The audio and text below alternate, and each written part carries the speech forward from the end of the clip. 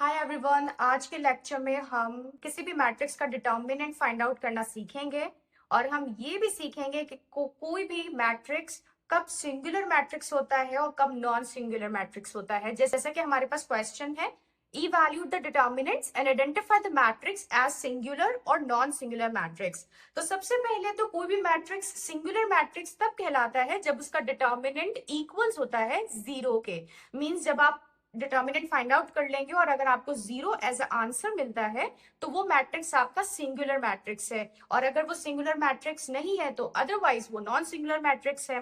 तो हमारे पास दो एग्जाम्पल्स हैं यहाँ। एग्जाम्पल नंबर 1, ऑर्डर 2 by 2 का मैट्रिक्स है, 2 रॉस 2 कॉलम्स, स्क्वायर मैट्रिक्स ही है। इसका डिटर्मिनेंट बहुत आसानी से फाइंड आउट किया जा सकता है। Just need to do the cross multiplication. किस तरह से? जैसे कि हमारे पास एक मैट्रिक्स है A which is equals to, इसके एलिमेंट्स है 1 2 3 4। जब इसका डिटर्मिनेंट फाइंड आउट करूंगी तो मैं इसकी रिप्रेजेंटेशन इस तरह से करूंगी। इसके बाद आपको क्या करना है, क्रॉस मल्टीप्लीकेशन करनी है। 1 को 4 से मल्टीप्लाई करना है, ठीक है, और 2 को 3 से मल्टीप्लाई करना है, और मिडिल साइन हमेशा नेगेटिव रहता है।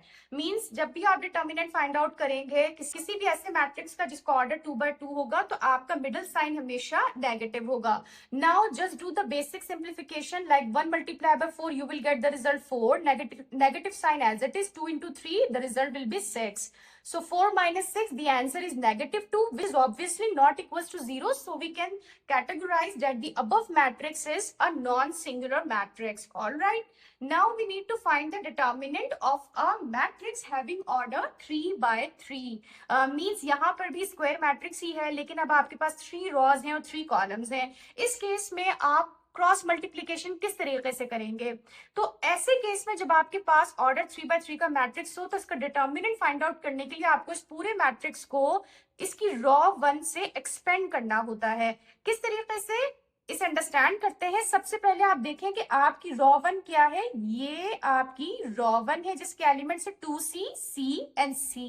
ऑलराइट। अच्छा, यहाँ पे अल्फाबेटिकल एलिमेंट्स हैं, ये नंबर्स की फॉर्म में भी हो सकते हैं, तो टेक्निक आपकी सेम रहेगी। ठीक है, आपने क्या करना है, सबसे पहले आप अपने फर्स्ट एलिमेंट को पिक करें, दैट इज 2C, और इस तरह से आपने डिटर्मिनेंट के सिंबल राइट कर लेने हैं। लेट्स सपोज इसमें डिटर्मिनेंट के सिंबल में मैंने कुछ भी क्लोज नहीं किया है, अभी सिर्फ 2C राइट किया है और डिटर्मिनेंट के सिंबल राइट किए हैं। अब इसके बाद आपने नेगेटिव साइन राइट करना है, दैट इज फिक्स, क्योंकि स्टार्टिंग में पॉजिटिव साइन, अब आपके पास नेगेटिव साइन होगा। अब आपका सेकंड एलिमेंट आ जाएगा which is C। Now again the determinant symbol, then plus sign, that is also fixed, means plus sign, negative sign, again plus sign.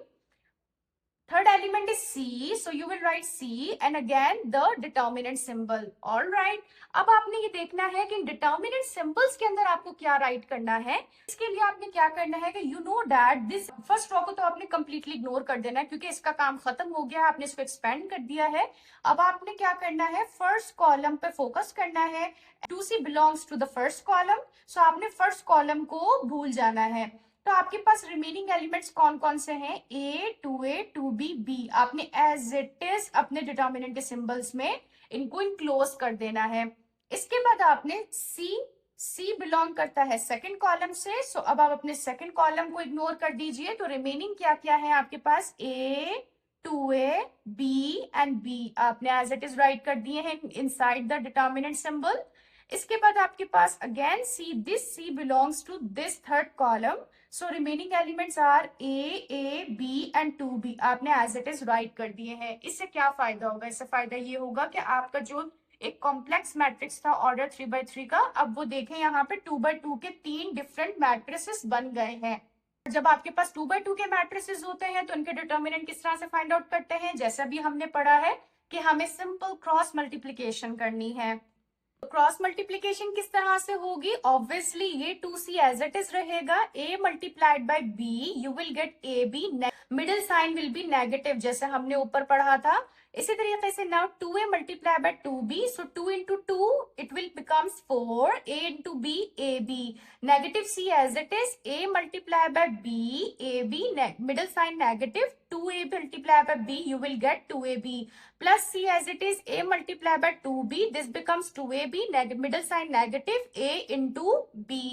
आपको basic simplification करनी है, again 2C as it is रहेगा, this is plus 1ab, and this is negative 4ab. So plus minus, minus 4 minus 1, it will become 3ab as it is, and the largest value is negative. So you will write the negative sign here. Negative c as it is. Again, this is positive 1ab and this is negative 2ab. So plus minus, minus 2 minus 1, it will become 1, and AB as it is, so the largest value is negative, so you can write the negative sign here. Plus C as it is, 2AB minus AB, the result will be AB. Here 2AB is the largest value, which is positive, so the answer will be positive. 2 into 3, 6. ABC as it is, ये positive value, negative value, so plus minus minus. Minus minus plus, C into AB, it will become ABC. Plus sign as it is, C into AB, it will become ABC. Negative 6 ABC as it is, plus plus plus, 1 ABC plus 1 ABC, it will become 2 ABC.